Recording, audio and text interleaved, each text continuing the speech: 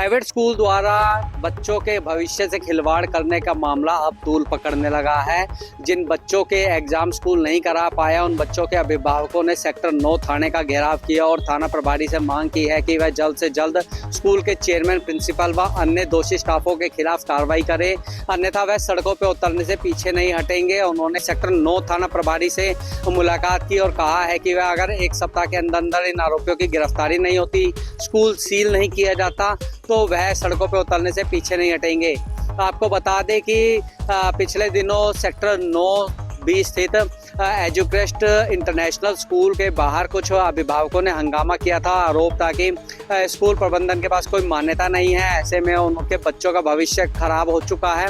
10वीं कक्षा के जो छात्र हैं 25 छात्रों में से महज 14 छात्रों के ही एनरोलमेंट नंबर आए हैं, जबकि 11 छात्रों के CBSE के बोर्ड की परीक्षा है, उनके एनरोलमेंट नंबर नहीं आए हैं। ऐसे में वो अपने आप को ठगा महसूस कर रहे हैं, उनके बच्चों का भविष्य यहाँ खराब कर दिया है। स्कूल प्रबंधन द्वारा भी कोई इनको जानकारी नहीं दी गई थी कि उनके पास स्कूल की मान्यता नहीं है।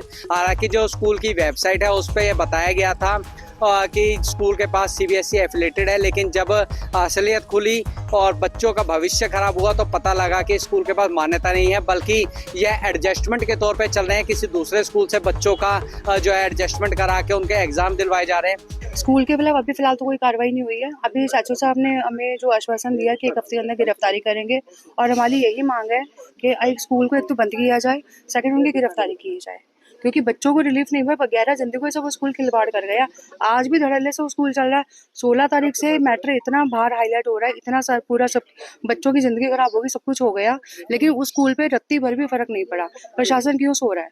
प्रशासन से यही जवाब दे रहे हैं, कर क्या रहे हो आप लोग? कि मतलब आप लोगों पे वो स्कूल इतना हैवी पड़ गया कि आप स्कूल बंद नहीं करवा पा रहे। हमने लाखों रुपए फीस दी, हमने सब कुछ किया, या तो हमारी गलती हो कि पेरेंट्स से फीस नहीं भरी, कुछ हो गलती, ना तो पेरेंट्स की है ना बच्चों की है। टोटली सरासर गलती सारी तो स्कूल की है।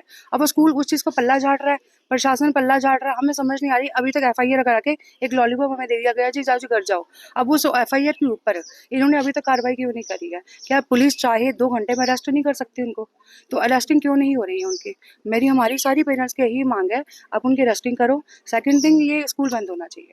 इन्होंने एडमिशन के टाइम पे हमें एफिलिएशन सर्टिफिकेट दिखाया था, जो इन्होंने हमें दिया नहीं था। वो तो देखो ऑब्वियसली कोई भी स्कूल नहीं देता, इन्होंने दिखाया था, उसी के बिहाफ पे हमने इनको एडमिशन दी थी।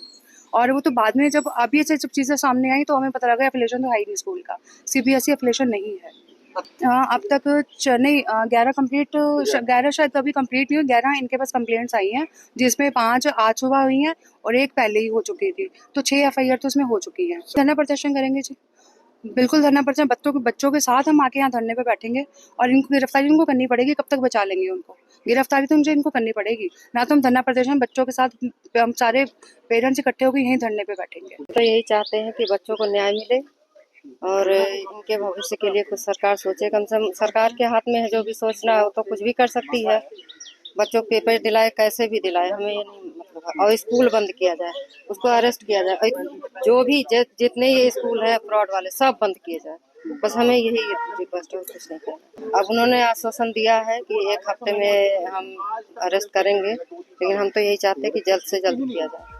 वहीं इन अभिभावकों के समर्थन में अब कांग्रेसी भी उतर आए हैं। कांग्रेस के नेता भी आज यहाँ थाना प्रभारी से मिलने के लिए पहुंचे और उन्होंने कहा है कि जो स्कूल प्रबंधन की मनमानी है, जो फीस कमाने के नाम पे जो बच्चों के भविष्य खिलवाड़ किया जा रहा है, उसके लिए कार्रवाई करनी सख्त जरूरी है। अन्यथा जिस तरह से यह प्रदेश में और गुड़गांव में खास तौर पे जो गैर मान्यता प्राप्त स्कूल खुले हुए हैं, उनसे बच्चों के भविष्य का खिलवाड़ हो रहा है। एक तरफ तो शिक्षा को लेके जो है जोर शोर से बढ़ावा देने के लिए प्रदेश सरकार कार्य कर रही है, लेकिन जिस तरह यह बिना मान्यता के स्कूल चल रहे हैं और उन स्कूलों पे कार्रवाई करने में शिक्षा विभाग पीछे हट रहा है। कहीं ना कहीं ये कहा जाए कि यह मिली भगत है, तो इससे में भी कोई संशय नहीं होगा। क्या कुछ कांग्रेसी नेताओं ने कहा है, सुनवाते हैं आपको। देखिए, भाजपा ने एक बहुत जबरदस्त नारा दिया था, पढ़ेगा इंडिया तो बढ़ेगा इंडिया। ऐसे पढ़ाओगे? आज पूरे गुड़गांव में कितने गैर मान्यता प्राप्त स्कूल है, और सबसे बड़ी बात 11 बच्चों के साथ जिस तरीके से खिलवाड़ करने का काम किया। और ये मामला कोई आज का नहीं है, कितने दिन हो गए। एक स्कूल बच्चों की जिंदगी को खराब करता है, 1 साल को खराब करता है, और उसके बावजूद उस पर कार्रवाई नहीं।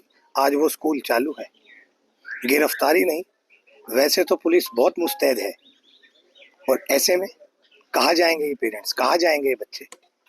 आज SHO साहब ने एक आश्वासन दिया है कि विद इन ए वीक हम आरोपियों को अरेस्ट करेंगे, और मैं आपके माध्यम से CP साहब को भी रिक्वेस्ट करता हूं कि इस मामले में कोई ढील ना बरती जाए।